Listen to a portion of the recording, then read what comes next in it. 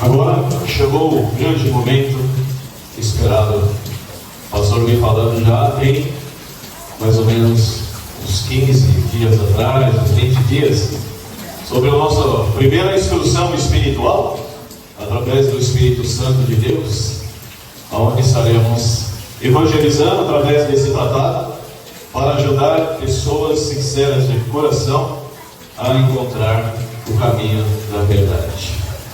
E para isso, através, como eu disse, do Espírito Santo de Deus, o nosso Deus maravilhoso, Jeová, nos presenteou com esse lindo tratado.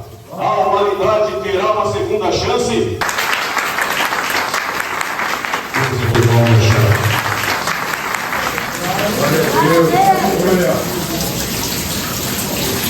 Antes de eu começar a explicar sobre esse tratado, eu vou pedir para que a irmã Rita e o irmão Elber possam entregar para cada um.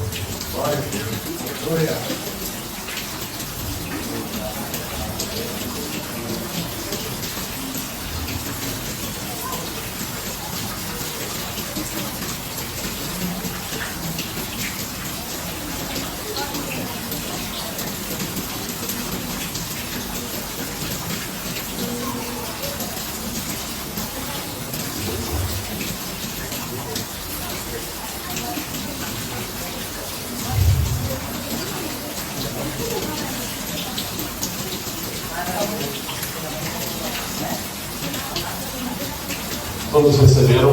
Glória a Deus.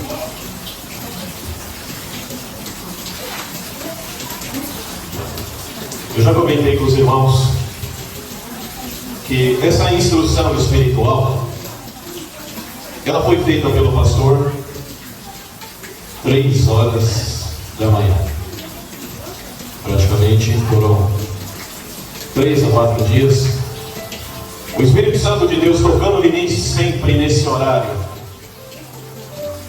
Eu acordava, e aí o Espírito Santo falava: vai fazer, eu estou te pedindo, faça uma instrução espiritual, uma orientação, para que você possa colocar para as pessoas na pregação, para ajudá-los no conhecimento espiritual. E é interessante que eu não conseguia, obviamente, terminar esse tratado no mesmo dia ou na mesma madrugada, porque a gente, nesse horário, a gente está cansado ainda, Então, para mim foi uma experiência nova, posso dizer para vocês, e maravilhosa. E eu, com todo o cuidado, isso aqui foi escrito com muita cautela, com muito amor, como se eu estivesse me colocando do outro lado, como se eu estivesse recebendo. Em toda a matéria que eu vou estar explicando para os irmãos aqui, eu fiz como se eu estivesse realmente passando por isso. Como se eu tivesse que receber uma palavra que viesse me animar, me dar ânimo para continuar nessa batalha, nessa vida tão difícil que nós estamos passando. Então eu me coloquei do outro lado. Foi por isso que eu consegui fazer esse lindo tratado. E vamos considerar ele agora, ponto por ponto, para que os irmãos venham a ter um bom entendimento. Todo mundo se pergunta o porquê estamos aqui. Será que o objetivo da vida é só esse? A gente vai nascer, vamos crescer dentro de um mundo podre como esse, passar por situações difíceis, para a gente se destacar perante a sociedade. Temos que estudar. Se a gente não tiver condições, a gente não consegue nesse mundo capitalista. Então é isso: nascer, crescer, sofrer, envelhecer e no final morrer. É esse o objetivo da vida? Será que é só isso? Veja o segmento, meus irmãos, dessa matéria. A humanidade terá uma segunda chance quando deixamos esse mundo. Parece todos os nossos sonhos, projetos, planos acumulamos riquezas, os nossos bens, as nossas casas, os nossos carros, pessoas que amamos, pessoas que magoamos, pessoas que nos magoaram, tudo deixa de existir quando partimos. E ao ver tudo isso acontecer, podemos se perguntar: qual é o sentido dessa vida? Será que um dia teremos uma segunda chance? Quem já não fez essa pergunta? Não é verdade? Meus irmãos percebem que eu já entrei num tema que fala sobre a morte. Ou por quê? Quem de nós não tem um ente querido falecido, que amamos? Todos nós temos. Eu recentemente perdi, um ano atrás, meu pai, perdi a minha mãe em 2010. Eu tive uma estrutura espiritual muito boa ao lado deles. E estudei essas matérias com eles também quando eu era pequenininho. Então, hoje, vendo essa situação que a humanidade se encontra, são as perguntas que as pessoas fazem, principalmente na hora que elas estão ali velando algum parente. Será que um dia veremos novamente essa pessoa que eu amei tanto?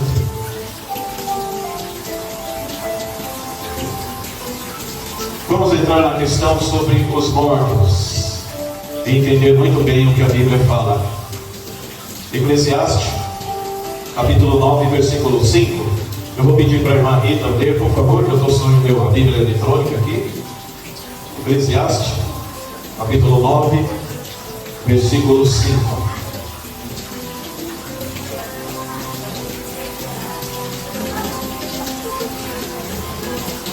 Irmã Rita, explica um pouquinho só a cascata, por favor. Isso, obrigado. 9:5. Eclesiastes 9:5. Isso. Porque os vivos sabem que não terão de morrer, mas os mortos não sabem coisa nenhuma, nem tampouco terão eles recompensa, mas a sua memória fica entregue ao esquecimento. Veja só, isso é muito importante saber dessa parte, né? Porque os mortos, eles não sabem exatamente de nada. Sua memória foi apagada. 9:10, por favor, irmã Rita.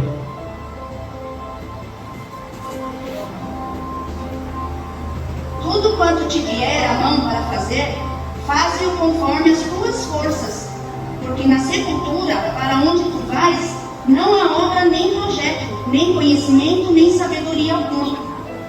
Exatamente. Agora o 12:7.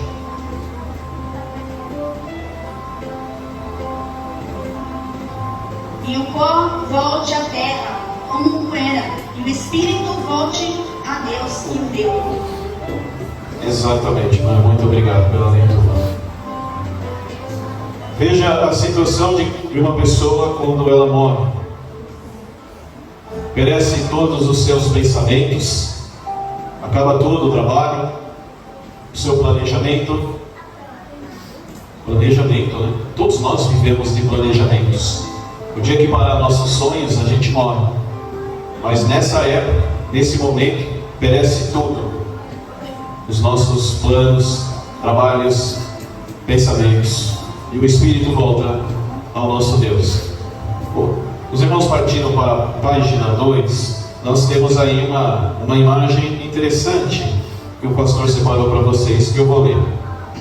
Conforme podemos ver na imagem, o que Deus predisse para Adão e Eva, após eles terem pecado, foi relatado em Gênesis 3:19, que diz: "No suor do teu rosto comerás o teu pão, até que se tornes a terra, porque dela fosse tomado, porquanto és pó, e em pó te tornarás." Infelizmente, meus irmãos, para a humanidade, vem se cumprindo até os dias de hoje. Agora vamos falar da parte boa, a esperança para a humanidade em Cristo Jesus. Jesus teve que dar a sua vida em resgate para a humanidade, para que através do seu sacrifício a humanidade ficasse livre da morte eterna. E o texto aí, como referência, é João capítulo 3, versículo 16 e 17. Um texto bem conhecido que fala que Deus amou tanto o mundo que deu seu Filho unigênito, que enviou, para que todo aquele que nele crer não seja destruído, mas que tenha a vida eterna. Amém? Amém.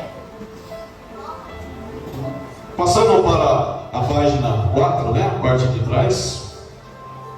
Jesus foi tão maravilhoso que ele não se ascendeu ao céu antes dele mostrar que ele tem a chave para a vida eterna. E aí onde ele ressuscitou Lázaro, a ressurreição de Lázaro por meio de Jesus. Após a ressurreição de Lázaro, fica evidente que o Filho de Deus tem autoridade para ressuscitar os mortos. Vamos ler esse texto? João capítulo 11, versículo 43 e 44, irmã Rita, por favor.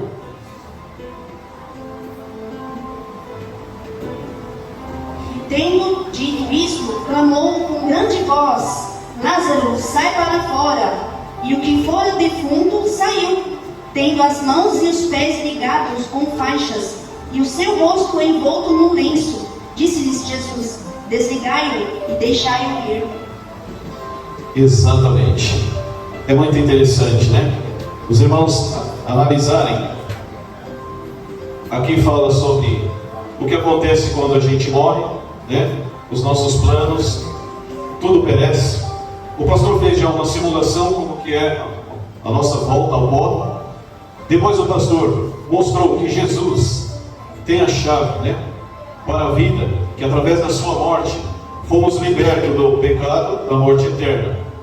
Já nessa parte, o pastor já acrescentou a ressurreição. Irmãos, uma vez eu preguei para uma pessoa, e essa pessoa, era um rapaz, ele tinha perdido o seu irmão. E o seu irmão, a briga foi dentro da própria casa, entre irmãos, e um deles acabou esfaqueando o outro.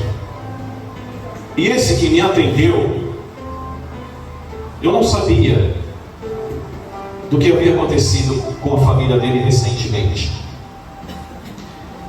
O Espírito Santo tocou em mim e falou assim: fala para ele da ressurreição.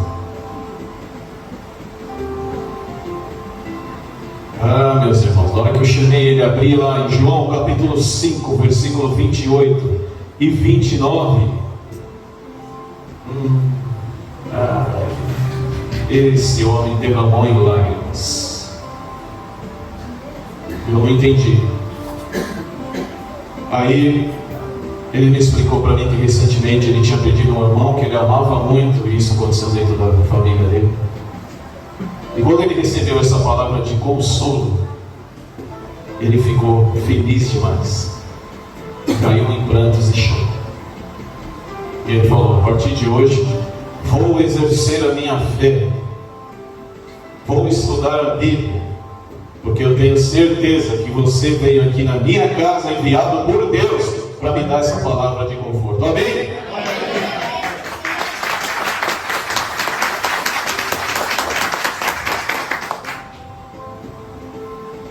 Continuando, meus irmãos, em Mateus 28 e 18, ali fala que Jesus foi dado toda a autoridade do Pai no céu e na terra.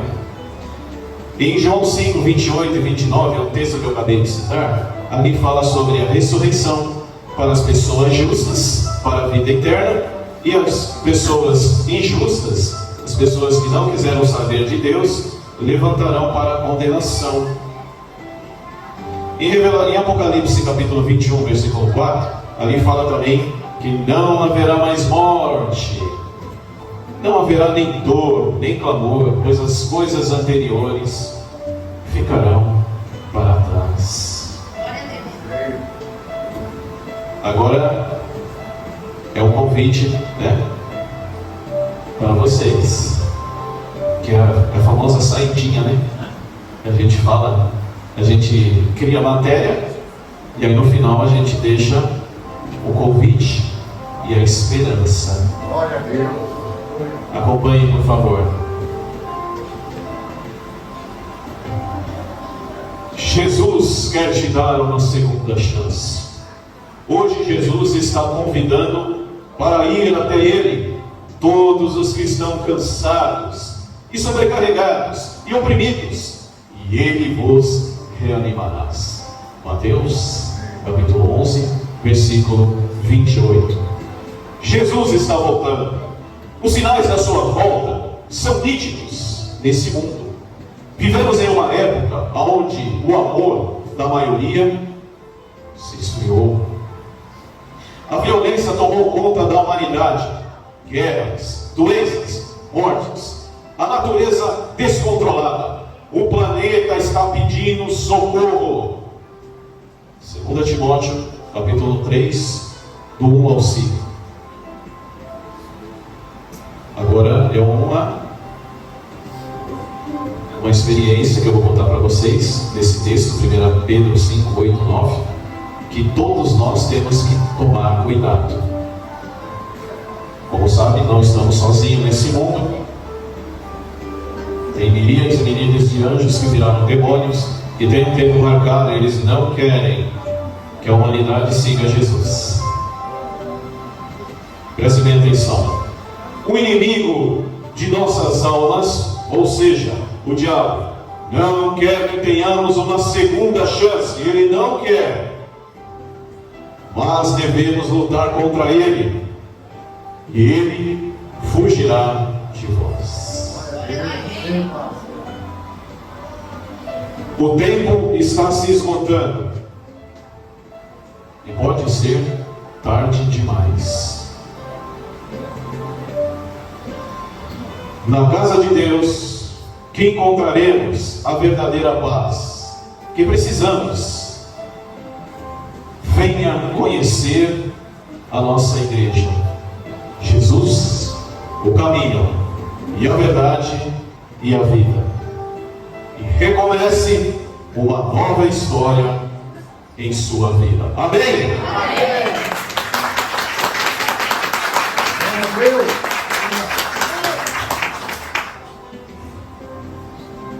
Às vezes, meus irmãos, a gente não tem a oportunidade de conversar com as pessoas e explicar detalhadamente para elas sobre esse tratado. Mas o simples fato de a gente dar para a pessoa esse tratado, com certeza, se a pessoa for uma pessoa que ela tem um plano espiritual na vida de Deus, uma pessoa que está orando, pedindo para Deus, irmãos, eu já encontrei muitas e muitas pessoas dizendo assim: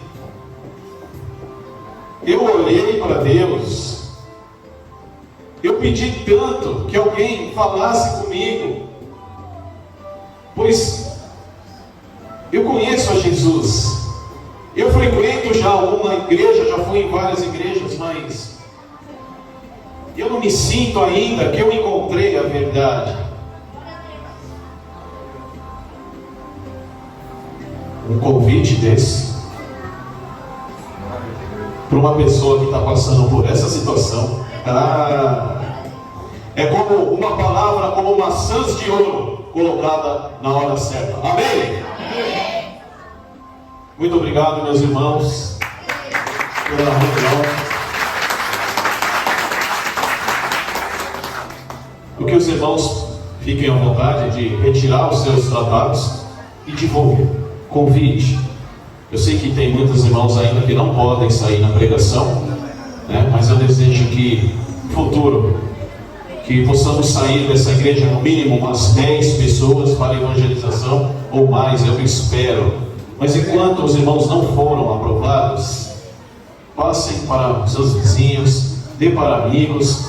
Os irmãos viram que é de fácil entendimento. O pastor tomou cuidado, muita cautela, para não colocar muitas informações para as pessoas, porque hoje, infelizmente, as pessoas têm preguiça de ler, devido aos celulares, os aparelhos eletrônicos, as pessoas ficaram preguiçosas. Então eu tomei cuidado justamente de não colocar muitas informações, eu reduzi o máximo. Então é de fácil entendimento, tá bom, meus irmãos? Peguem seus exemplares na saída e preguem a palavra de Deus da maneira que vocês hoje podem. Amém?